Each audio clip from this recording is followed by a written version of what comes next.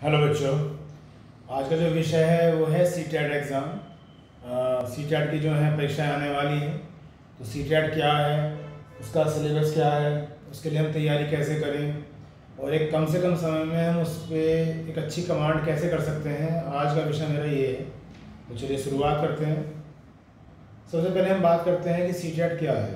तो जो सीटेट है ये जैसे कि आप जानते हैं कि जो सेंट्रल गवर्नमेंट है पूरे इंडिया लेवल पे एग्ज़ाम कराती है सीटेट का, जिसकी फुल फॉर्म होती है central teacher eligibility test. That means एक टीचर के लिए क्या एलिजिबिलिटी होनी चाहिए कि ताकि वो सेंट्रल लेवल पे टीचर बन सके। क्लास 1 to 8 के लिए जो टीचर्स अप्लाई करना चाहते हैं सेंट्रल लेवल पर, पूरे इंडिया लेवल पर, उनके लिए एग्ज़ाम होता है। दो तरह से एग्ज़ाम होता है। एक तो होता है 1 to 5 क्लास के लिए, एक होता है 6 to 8 क्लास के लिए। पहले थोड़ा सा मैं आपको इसका इंट्रोडक्शन बता देता हूँ कि क्या है, कैसे है। फिर बात करेंगे कि तैयारी कैसे करनी चाहिए, क्या सही है क्या गलत है, अगर हम कुछ कर रहे हैं तो क्या हम मिस कर रहे हैं, या हमें कुछ एक्स्ट्रा करना चाहिए तो क्या करना चाहिए और कैसे करना चाहिए। तो 1 to 8 क्लास के लिए जो टीचर अप्लाई करना चाहते हैं उनके लिए है सीटेट। तो ये जो एग्ज़ाम कंडक्ट कराता है बच्चों, ये CBSE बोर्ड कराता है और साल में जो उसकी फ्रीक्वेंसी होती है 2 बार होती है। 2 बार सीटेट का एग्ज़ाम होता है। आप 1 to 5 क्लास के लिए अप्लाई करें या 6 to 8 क्लास के लिए अप्लाई करें, दोनों में ही जो टोटल मार्क्स होते हैं वो 150 मार्क्स होते हैं, यानी कि 150 मार्क्स। 150 ही क्वेश्चन आएंगे, यानी कि एक क्वेश्चन आपका 1 नंबर का होगा, कोई भी नेगेटिव मार्किंग नहीं होती है। दूसरा 150 की अगर बात करूँ तो 2.5 घंटा बन जाता है, तो टाइम भी आपको 2.5 घंटा मिलेगा। डैट मीन्स एक क्वेश्चन 1 नंबर और 1 मिनट, इस तरह से आपका एक कोर्स या सिलेबस या पेपर डिज़ाइन किया गया है। 5 सब्जेक्ट्स में आते हैं। तो अगर मैं सीटेट प्राइमरी की बात करता हूँ, यानी कि 1 to 5 क्लास की बात करता हूँ, तो इसमें आपको सबसे पहले लैंग्वेज फर्स्ट मिलेगी, फिर लैंग्वेज 2 मिलेगी, उसके बाद एक सब्जेक्ट होता है CDP, child development and pedagogy बोल देते हैं उसे, और उसके बाद फिर आता है EVS यानी कि एनवायरमेंटल स्टडीज़, और एक होता है मैथमेटिक्स। इस तरह से 5 सब्जेक्ट होते हैं बच्चों, और हर एक सब्जेक्ट में जो है 30 क्वेश्चन आएंगे 30 नंबर के, तो 35 या 150, इस तरह से पेपर बन जाता है आपका 150 नंबर का, और 185 क्वेश्चन आएंगे। टाइम मैं बता चुका हूँ आपको, 150 मिनट ही मिलेंगे, 2.5 घंटा। अब इसमें अगर मैं लैंग्वेज की बात करता हूँ तो मोस्टली जो नॉर्थ इंडिया है उसमें तो जो एक लैंग्वेज है हिंदी चूज़ कर ली जाती है, जबकि दूसरी लैंग्वेज जो है इंग्लिश चूज़ कर ली जाती है। हालांकि लैंग्वेज तो और भी हैं, कोई सेंट्रल लेवल पे एग्ज़ाम है तो उर्दू है या संस्कृत है या और भी बहुत सारी लैंग्वेज है भारत में, उनको भी आप किसी एक लैंग्वेज को ऑप्ट कर सकते हो। कंडीशन ये है कि दोनों लैंग्वेज सेम नहीं होनी चाहिए। लैंग्वेज 2 आएंगी ना पेपर में, तो दोनों सेम नहीं होनी चाहिए, तो ये कंडीशंस होती हैं। तो इस तरह से मैंने आपको बताया कि प्राइमरी जो लेवल होता है उसका, यानी 1 to 5 क्लास के लिए जो पेपर होता है वो इस तरह से होता है। अगर हम 6 to 8 क्लास की बात करेंगे तो उसमें CDP आएगी आपकी, लैंग्वेज फर्स्ट आएगी, लैंग्वेज सेकंड आएगी, 3 सब्जेक्ट तो आपके ये हो गए।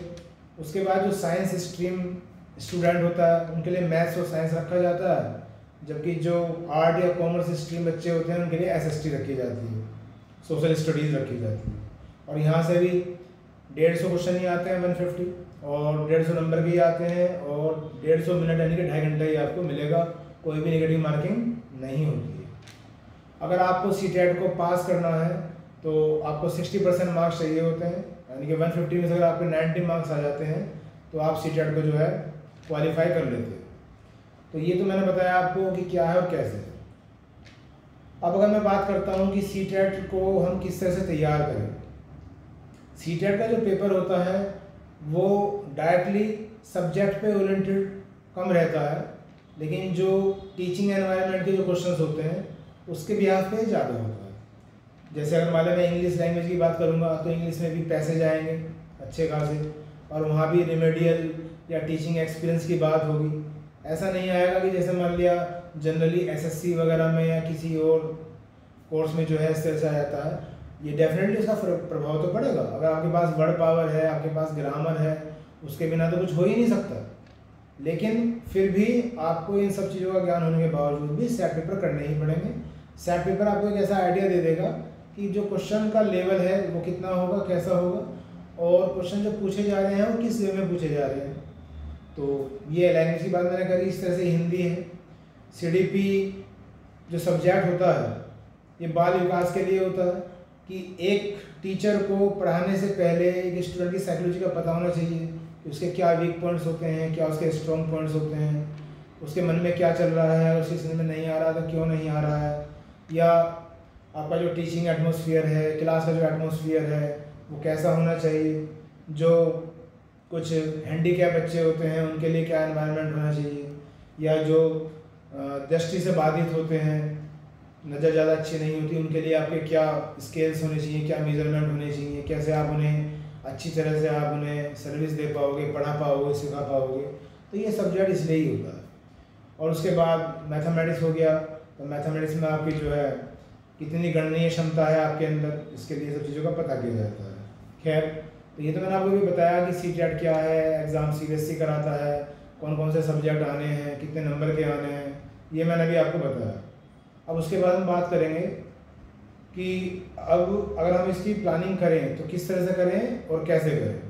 तो प्लानिंग करने के लिए आपको ये देखना होगा कि पहले आपका लेवल क्या है। अगर एक स्टूडेंट का जो लेवल है वो बिल्कुल बेसिक से स्टार्टिंग करना चाहता है, बेसिक से मतलब उसे ग्रामर का कुछ नहीं पता है या वर्ड पावर भी ज़्यादा नहीं जानता है, जब वो मैथ्स की बात करते हैं तो वहाँ भी वो छोटी छोटी टर्म में प्रॉब्लम करता है, स्क्वायर रूट निकालना या आपको एलसीएम लेना, मतलब बिल्कुल ही बेसिक से शुरुआत करना चाहता है। तो अभी मेरे हिसाब से जो CTET का जो वास्तविक टच होता है उसे सीखने की भी आपको ज़रूरत नहीं है, क्योंकि चाहे कोई भी एग्ज़ाम हो, कैसा भी एग्ज़ाम हो, पहले तो आपको अपना बेसिक ही क्लियर करना पड़ेगा। चाहे वो क्वेश्चन किसी भी तरह से पूछ रहा हो, उसका अंदाज कैसा भी हो पूछने का, लेकिन जो बेसिक चीज़ें होती हैं वो तो आपको आनी ही चाहिए। जब आप 1 महीने में, 2 महीने में, 4 महीने में अपना ये सारा बेसिक कर लेते हो, सब चीज़ें आपको आ जाती हैं, हिंदी में भी, इंग्लिश में भी, मैथमेटिक्स में भी, सोशल स्टडीज़ में भी, या जो भी आपके पर्सपेक्टिव सब्जेक्ट हैं, ये सब अच्छा खासा आ जाता है आपको। अब आपको CTET का टच लेने के लिए सेट पेपर करने चाहिए। सेट पेपर आपको आइडिया देगा कि क्वेश्चन का लेवल कैसे होगा, क्वेश्चन जो पूछे जाएंगे किस तरह से पूछे जाएंगे, आपको जो रेस्पॉन्स देना है वो किस तरह से देना है। इन सब चीज़ों का बहुत ध्यान करना चाहिए, चाहे वो UP-TET हो या CTET हो या व्हाटएवर कोई भी एग्ज़ाम हो। लेकिन अगर स्टूडेंट इस टेंडेंसी के साथ आता है या अपने आप पढ़ाई करता है कि सर मुझे पढ़ना तो बेसिक से है लेकिन CTET का टच चाहिए, तो ये कॉम्बिनेशन ही सही नहीं है, ऐसा कुछ हो ही नहीं पाएगा। पहले आपको चाहे किसी भी कॉम्पिटिशन एग्जाम की तैयारी करनी हो, सबसे पहले आपको अपना बेसिक ही इम्प्रूव करना है। वो फिर अब आपके ऊपर बात है कि आप उसे 2 महीने में करते हो या 6 महीने में करते हो, और उसके बाद जब वो बेसिक हो जाए तब आप CTET का जो टच है, जो मैं बता रहा हूँ बार बार, CTET के जो पेपर है, प्रैक्टिस पेपर है, जो हम भी कराते हैं या आप किसी बुक से भी कर सकते हैं, उसे आप करना शुरू करें। क्या गलती हो रही है उन्हें ध्यान से देखें, चीज़ों को टाइम के अंदर करने की सोचें, अपना टाइम टेबल बनाएं कि भाई मैंने 150 क्वेश्चन अटैम्प्ट किए, इसमें मेरे 90 नंबर आए, 100 आए या 110 आए, और उसमें फिर क्या क्या गलती हुई हैं, कोई आपको बताने वाला हो। क्योंकि CDP जो सब्जेक्ट है ये भी काफ़ी एक लॉजिकल सब्जेक्ट है, पता नहीं चल पाता स्टूडेंट को कि मैं क्या गलत हूँ, क्यों गलत हूँ।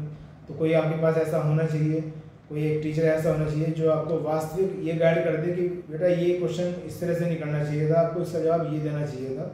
और एग्जामिनर की या टीचर की एक सोच ऐसी होनी चाहिए, क्योंकि CDP जो सब्जेक्ट है ये याद करने का नहीं होता, याद करने की तो कुछ चीज़ें इसमें होती हैं, practice makes a man perfect, ठीक है। तो ये सब चीज़ें आप अपने अंदर इंट्रोड्यूस करें, और मुझे लगता है कि अगर आप इन सब पॉलिसी को अपने अंदर इंट्रोड्यूस करेंगे तो आप 150 में से 120, 115, 125 तक का भी स्कोर कर लेते हैं, ठीक। और डेफिनेटली जैसे मैंने बताया इस तरह से आप करें, पहले कंसेप्ट क्लियर करें, फिर सारे अपने सेट पेपर देखें, तो मुझे लगता है कि आप इस एग्ज़ाम को ईजिली क्रैक कर पाएंगे।